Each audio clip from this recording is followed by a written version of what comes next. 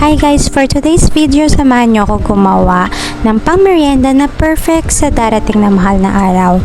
So, gagawa ko ng burger patty gamit ang San Marino corn tuna. Gagawa din ako ng favorite ko na side dish na coleslaw at saka ng spring rolls o na lumpiang toge. Hinati ko yung mga ibang ingredients sa dalawa para sa burger patty and sa coleslaw. So, gumamit na ako ng electric chopper para mapino yung carrots, bell pepper. Then, naglagay ako dyan ng celery, spring onion, and kinchay. And, na-chop ko na yan. Then, hinalo ko na yung red onions, white onions, and garlic. And, after nyan, hinalo ko yung kalahati ng tofu. And then, naghalo na rin ako ng San Marino corn tuna. So, first time ko maglalagay ng tofu. So, pamparami din kasi yan and healthy din. So instead of pork or beef, so gumamit tayo ng tuna at saka ng tofu. Naglagay na ako ng breadcrumbs, ng cheese, and then maglalagay din ako ng mayonnaise at saka konting milk. Then, haluin lang natin and i-make sure lang natin na durog na durog yung tofu. So, hindi ko na na-video pero naglagay pala ako ng isang egg and maglalagay na ako ng pampalasa. So, naglagay ako ng salt, konting betchin. So, betchin yung ginagamit ko. Hindi ako gumagamit ng magic syrup or ng ginisa mix.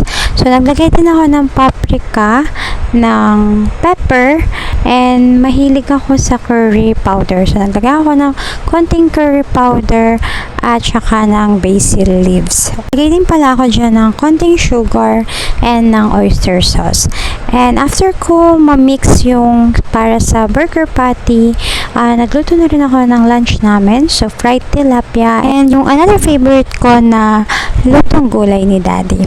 So, nagprepare na rin ako ng para sa coleslaw. So, i-chop natin yung carrots, bell pepper, celery, spring onion, kinchay, at white onion. Naglagay din ako ng cheese and yung ating repolyo is binabad ko na rin sa hot water for 3 to 5 minutes. So, after nyan, piniga ko na yung repolyo. Make sure ko na walang excess water. Then, hinalo ko na rin yung chinap nating gulay. And alam ko binabad ko lang to ng mga 2 to 3 minutes kasi ayokong laps yung repolyo. So, naglagay na ako ng mayonnaise. And hindi sobrang dami kasi nakakaumay kapag sobrang dami. Naglagay din ako ng pickles and for our seasoning, naglagay lang ako ng salt, pepper, and basil leaves. So, hindi ko na siya nilagyan ng suka or ng sugar. Nagtagal naman sa akin yung coleslaw for 6 days kasi ginagawa ko siyang side dish.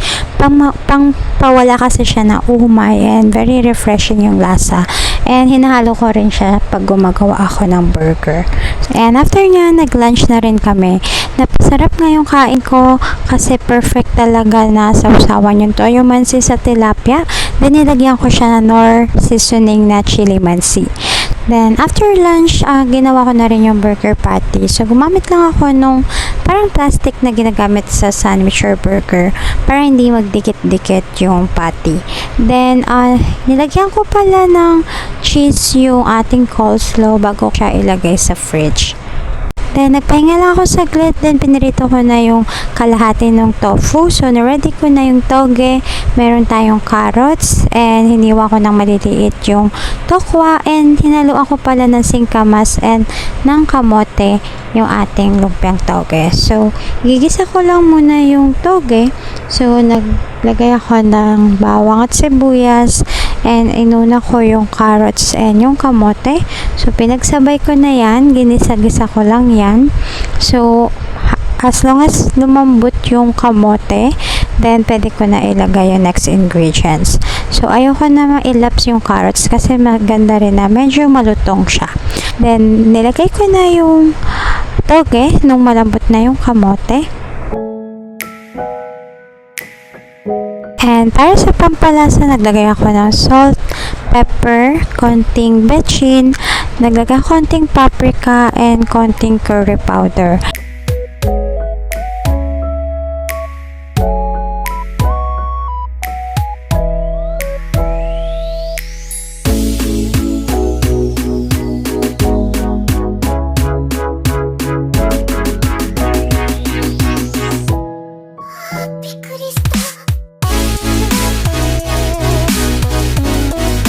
So, after ko mahalo mabuti, sinama ko na yung ating tofu. Then, kahit half cook lang yung toge, huwag na masyado ilaps kasi piprituhin pa naman yan. So, hinalo ko na yung singkamas, pati yung mga chinap ko na celery, kinchay, at spring onion. And, nagtira pala ako ng konti kasi ihalo ko yan para sa Shanghai na gagawin ko. So, naglagay pala ako ng konting sesame oil para mas mabango at yung favorite ko na basil leaves. And, para healthy, naglagay ako ng dried malunggay leaves. And after ko mahalong mabuti, magbabalot na tayo. So, gumamit lang ako ng water para sa pandikit ng wrapper kasi wala akong harina. And para mas masarap, naglagay din ako ng cheese.